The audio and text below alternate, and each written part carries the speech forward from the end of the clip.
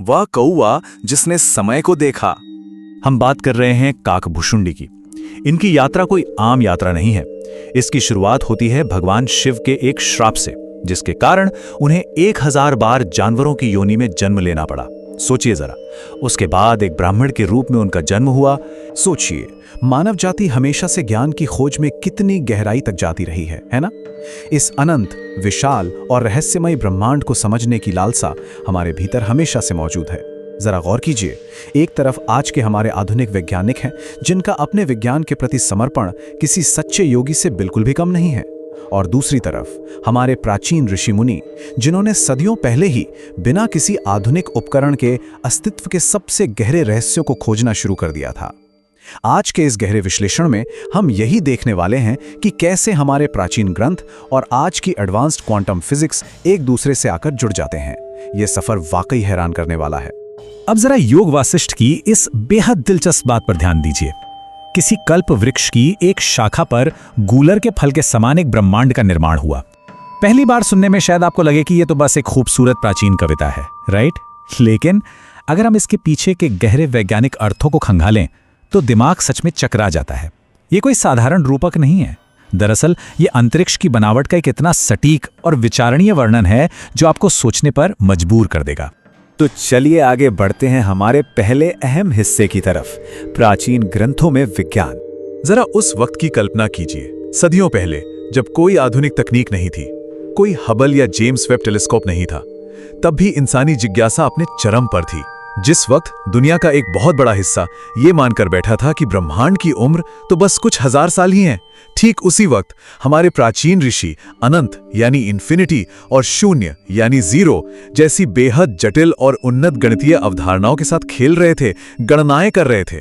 ये अपने आप में एक बहुत बड़ा सबूत है जो दिखाता है कि पारंपरिक ऐतिहासिक मान्यताओं और हमारे पूर्वजों की उस एडवांस सोच के बीच कितना बड़ा और स्पष्ट अंतर था।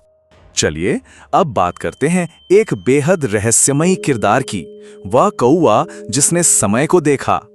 हम बात कर रहे हैं काकभुशुंडी की। इनकी यात्रा कोई आम यात्रा नहीं है।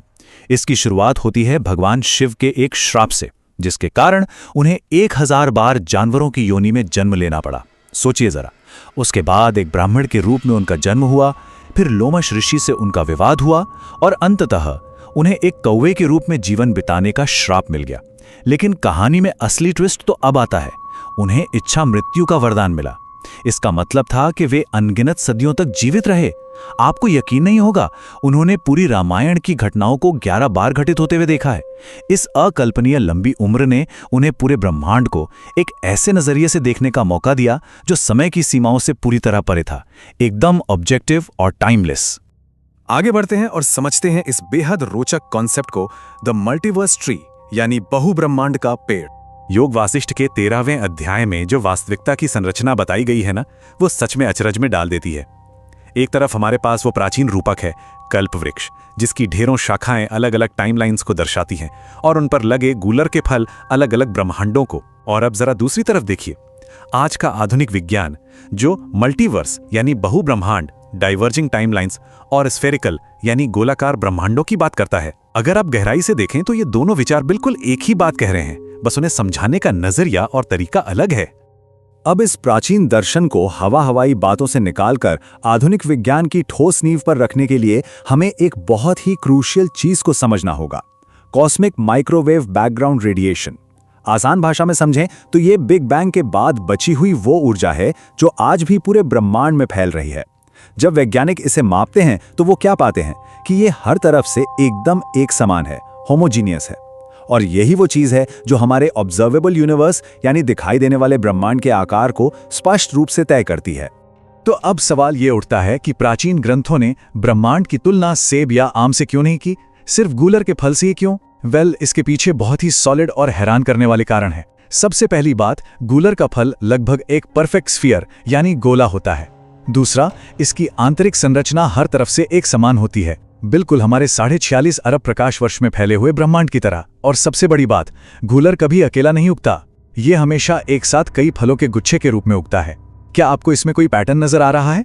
जी हाँ, ये साफ साफ मल्टीवर्स यानी कई ब्रह्मांडों के सिद्धांत की ओर इशारा करता है ना? कमाल की बात। अब हमारे अगले पड़ाव पे चलते हैं, प्राचीन काल में टाइम डिलेशन।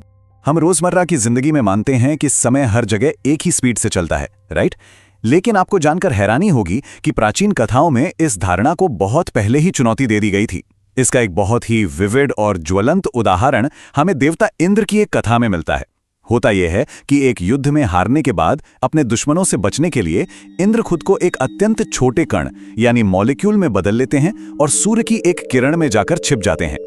अब ध्यान दीजिए, प्रकाश की किरण के साथ स्थापित होते ही उनके लिए वास्तविकता और समय का अनुभव पूरी तरह से बदल जाता है। उनके लिए समय मानो रुक सा जाता है, वो अपना पिछला जीवन भूल जाते हैं और अपनी इच्छा से एक बिल्कुल नए साम्राज्य का निर्माण कर लेते हैं। अगर आप इस कहानी को आज के चश्मे से देखें तो इंद्र की ये यात्रा सीधे सीधे आधुनिक भौतिकी के टाइम डिलेशन के सिद्धांत से जाकर जुड़ जाती है। फिजिक्स का यह नियम कहता है कि जब कोई वस्तु प्रकाश की गति के आसपास यात्रा करती है तो उसके लिए समय धीमा हो जाता है या पूरी तरह से रुक ही जाता है।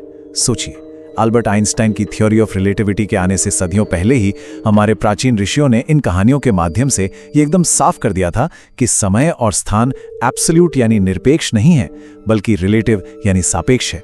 चलिए अब एक और दिमागी कसरत करने वाले कॉन्सेप्ट पर आते हैं, द होलोग्राम इल्यूजन। समय के इस माइंड बेंडिंग सिद्धांत को समझने के बाद भौतिक वास्तविकता के बारे में एक और चौंकाने वाला विचार सामने आता है। ये एक ऐसा विचार है जो प्राचीन योगियों और आज के क्वांटम भौतिक विज्ञानियों को एक ही मंच पर लाकर खड़ा कर देता है। लियोनार्ड सस्किंड की होलोग्राफिक थ्योरी को ही ले लीजिए। ये थ्योरी प्रस्तावित करती है कि हमारा ये जो पूरा 3D यानी त्रिआयामी अस्तित्व है, जिसमें ये विशाल आकाशगंगाएं, चमकते तारे, बड़े बड़े पहाड़ और हम सब शामिल हैं, ये शायद एक 2D यानी द्विआयामी सतह से प्रोजेक्ट किया गया महज एक होलोग्राम है। सिंपल वर्ड्स में कहें तो ये सब कुछ एक बहुत ही कॉम्प्लेक्स और जटिल भ्रम हो सकता है जो हमें पूरी तरह से सच लगता है। और यहीं पर जादू होता है। देखिए कैसे ये मॉडर्न थ्योरी प्राचीन विचारों से हूबहू मेल खाती है। 8वें खंड में काकभुशुंडी बिल्कुल यही बात कहते हैं। वे कहते हैं कि जैसे रेगिस्तान में हिरण को पानी दिखाई देता है, जिसे हम मिराज या मृगतृष्णा कहते हैं, ठीक वैसे ही ये पूरी दुनिया असल में सच नहीं है। यह सिर्फ एक होलोग्राम की तरह है, एक इल्यूजन है, एक प्रतिबिंब है। उनका मानना है कि हमारा अहंकार और हमारी इच्छाएं ही इस भ्रम को बीज देती हैं और हमें इसे सच मानने पर मजबूर कर देती हैं। अब आते हैं हमारे आज के विश्लेषण के आखिरी हिस्से पर, प्राचीन ज्ञान की गूंज। आपको लग रहा होगा कि शायद ये बातें किसी एक किताब या एक कहानी तक सीमित होंगी। जी नहीं, ये गहरे दार्शनिक और वैज्ञानिक विचार हमारे इतिहास में बहुत बहुत पीछे तक जाते हैं।